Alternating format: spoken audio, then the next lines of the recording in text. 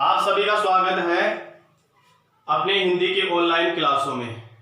आज वही कक्षा 12 विषय हिंदी साहित्य अध्याय संख्या 11 और जो इनकी दूसरी कविता है वो हम पढ़ने जा रहे हैं। यहाँ पर भारत माता नहीं है, धरती कितना देती है।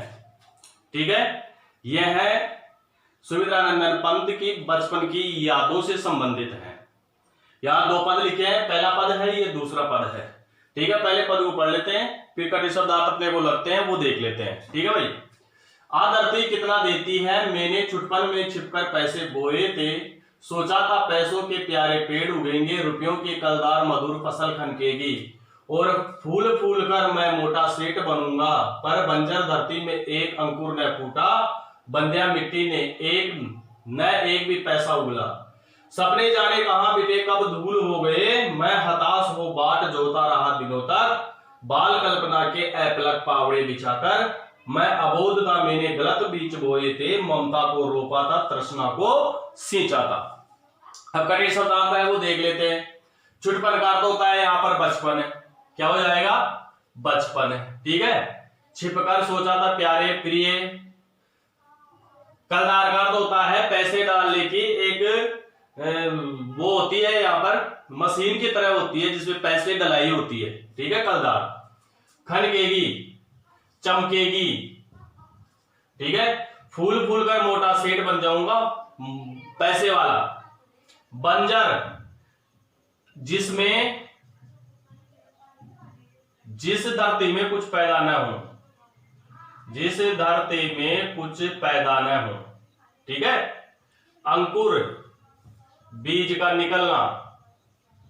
ठीक है, बंध्या का वही हो जाएगा, ये एक भी पैसा उगला बाहर निकला। सपने जहां कहा मिटे समाप्त हुए, कब धूल मिट्टी। ठीक है, धूल। हताश, निराश। बाट जोता, इंतजार करता। बाल कल्पना का कल्पना, अपलग बिना अपलग झपकाए, पावड़े का बल होता है पायदान बिछाकर। अबोध, जिसे ज्ञान न हो, गलत बीज बोए थे, ममता को रोपा था और तृष्णा को सींचा। तृष्णा का अर्थ होता है इच्छाएं। क्या होती है, इच्छा। ठीक है, अब यहां पर इसका भावार्थ देख लेते हैं क्या है। प्रस्तुत पद में कवि सुमित्रानंदन पंत वर्णन करते हुए कहते हैं कि मैं यह देखना चाहता था कि यह जो भारत माता है, धरती है, यह धरती कितना अनाज देती है, यह कितना पैदा करती है। इसी को जानने की इच्छा को लेकर मैंने क्या किया, मैंने बचपन में अपने पिताजी से छिपकर मैंने क्या किए, जमीन में पैसे बो दिए थे। क्या बो दिए, पैसे बो दिए।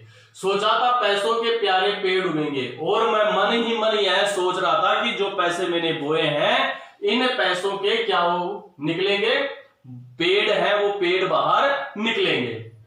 रुपयों की कलदार मधुर फसल खनकेगी। जो रुपए मैंने पैसे बोए थे, वह पैसे कलदार थे। तो मैंने सोचा कि जैसे ही मैं ये पैसे बो रहा हूं तो यह जो पैसे हैं जब बाहर जमीन से निकलेंगे तो यह फसल के रूप में चमकने लगेंगे और फूल फूल कर मैं मोटा सेठ बनूंगा। और इस प्रकार से पैसों की जब फसल मेरे पास होगी तो मैं बहुत ज्यादा प्रसन्न होकर, खुशी होकर मैं क्या बन जाऊंगा, आसपास में सबसे ज्यादा मोटा सेठ बन जाऊंगा, अत्यधिक पैसों वाला बन जाऊंगा। पर बंजर धरती में एक ना अंकुर फूटा। बहुत दिनों तक इंतजार करने के बाद में देखा कि इस जमीन ने, जिस जमीन में कुछ पैदा न होता था, उसने एक भी बीज बाहर नहीं निकाला, एक भी अंकुर बाहर नहीं निकाला। बंध्या मिट्टी ने एक भी पैसा न उगला। और इस प्रकार से उस बंजर भूमि ने, जिसमें कुछ उपजाऊ नहीं, कुछ भी उपजाऊ जिसे हम कहते हैं कि फसल उत्पन्न होना, वह पैसों की फसल है कवि की, बाहर नहीं निकले, वह उत्पन्न नहीं हुई। इसलिए उस बंजर भूमि ने उस पैसे को बाहर की तरफ पौधे के रूप में नहीं निकाला। सपने जाने कहां मिटे, जो मैंने सपने देखे थे मोटा सेठ बनने का, वह सपने आज जाने पता नहीं कहां समाप्त हो गए, कब धूल हो गए और वह सारे सपने हैं मेरे मिट्टी में मिल गए। मैं हताश और इस प्रकार से मैं निराश हो चुका, बाट जोता रहा दिनों तक। निराश होकर मैं यही इंतजार करता रहा कि ये पैसे हैं ये बाहर निकलेंगे। बाल कल्पना के अपलक पावड़े बिछाकर। इस प्रकार से बच्चों की स्वाभाविक मन स्थिति के अनुसार, बच्चों की कल्पनाओं के अनुसार मैंने अपने पलकों को बिना पलक झपकाए मैं पायदान बिछाकर मैं एक तरह से क्या करता रहा, उस पैसे के बाहर निकलने का इंतजार करता रहा। मैं अबोध था। कवि कहता है फिर कि मुझे कुछ ज्ञान नहीं था, मैंने गलत बीज बोए थे। फिर अपनी गलती पर पश्चाताप करता हुआ कहता है, जब बीज बाहर नहीं निकला तो कहा कि मैंने ही यह गलत बीज बो दिए थे। ममता को रोपा था, मैंने अपनी ममता को रोप दिया। प्रेम था, उस प्रेम को मैंने जमीन में रोप दिया। तृष्णा को सींचा था और बार बार मोटा सेठ बनने की मेरी इच्छा थी, मेरी तृष्णा थी। उस तृष्णा से मैं उसे सींच रहा था, मीन्स मैं बार बार उसका इंतजार कर रहा था। इस प्रकार से इस पद की व्याख्या हुई। अब देखते हैं ये। अब सती हैराती निकल गई तब से कितने ही मधु पतझर बीत गए अनजाने। ग्रीष्म तपे वर्षा फूली सर्दे मुस्काई, शीशी का हेमंत कपे तरु खरे खरे खिले वन। और जब फिर से गाड़ी उड़ो लालसा लिए गहरे कजरारे बादल बरसे धरती पर, मैंने कोतूहल वश आंगन के कोने की गीली तह में यूं ही अंगुली से सहलाकर बीज सेम के दबा दिए मिट्टी के नीचे भूखे अंचल में मणि माणिक बांध दिए हो। अब यहाँ पर देखिए क्या है। कठिन शब्दार्थ। आरुषति का मतलब 50 वर्ष। हैराती का अर्थ होता है तीव्र गति से निकल गए। मधु यानी बसंत ऋतु, पतझड़ का पतझड़, व्यतीत अनजाने, ग्रीष्म तपे तपना, वर्षा फूली बरसी, सर्द का मतलब सर्द, मुस्कुराई मीन हंसी, हेमंत वर्षा सॉरी सर्दी, तरु खरे पेड़ों के पत्ते गिर गए, खिले वन, गाड़ी उदो। उदी का अर्थ होता है यहां पर प्रखर, प्रखर प्रखर। गहरे कजरारे, कजरारे का अर्थ होता है काले काले बादल बरसे धरती पर, कोतूहल आश्चर्यजनक होकर आंगन के कोने में गीली तह पेंदे में उंगली से सहलाकर, सेम सेम का अर्थ है बीज होगा, दबा दिए मिट्टी के नीचे, अंचल के मणि माणिक बांध। मणि माणिक मतलब मणि और मोती। ठीक है भाई। अब देखिए इसकी व्याख्या क्या है। इस घटना को, पैसे बोने की घटना को कवि के 50 वर्ष बीत गए। 50 वर्ष बीत जाने के बाद में कवि कहता है अब सती हैराती निकल गई तब से। इस घटना के व्यतीत हुए 50 वर्ष है वह तीव्र गति से निकल गए। कितने ही मधु पतझर बीत गए अनजाने। इन 50 वर्षों में कितने ही जो वसंत है वह वसंत ऋतु निकल गई यहां से, मेरे सामने से। ग्रीष्म तपे, कितनी ही ग्रीष्म ऋतु आई, ठीक है, उसमें गर्मी हुई। उसके बाद में वर्षाओं की ऋतु आई, वह भी चली गई। और उसके बाद में सर्द ऋतु आई, वह भी मुस्कुराते हुए इन 50 वर्षों में चली गई।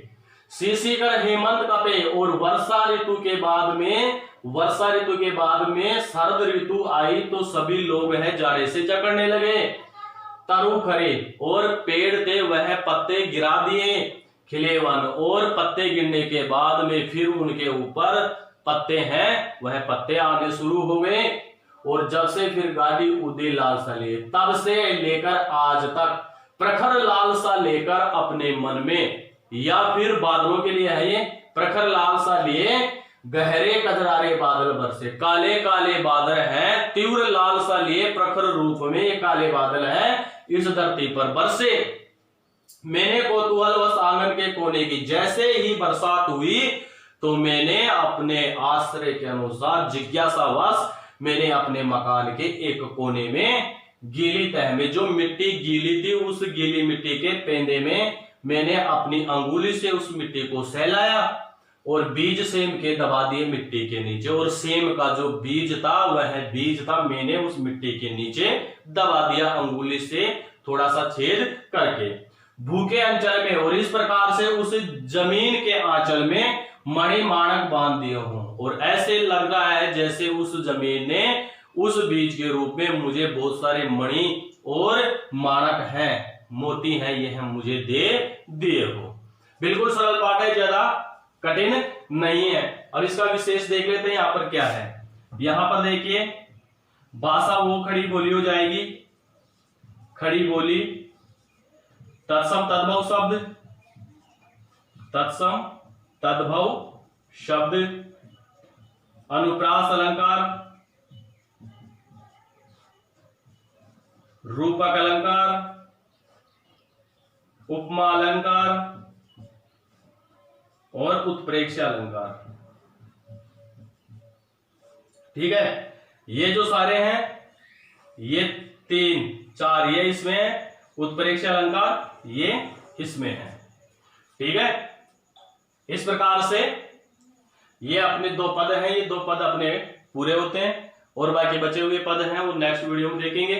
आज के लिए बस इतना ही। सभी विद्यार्थियों को धन्यवाद।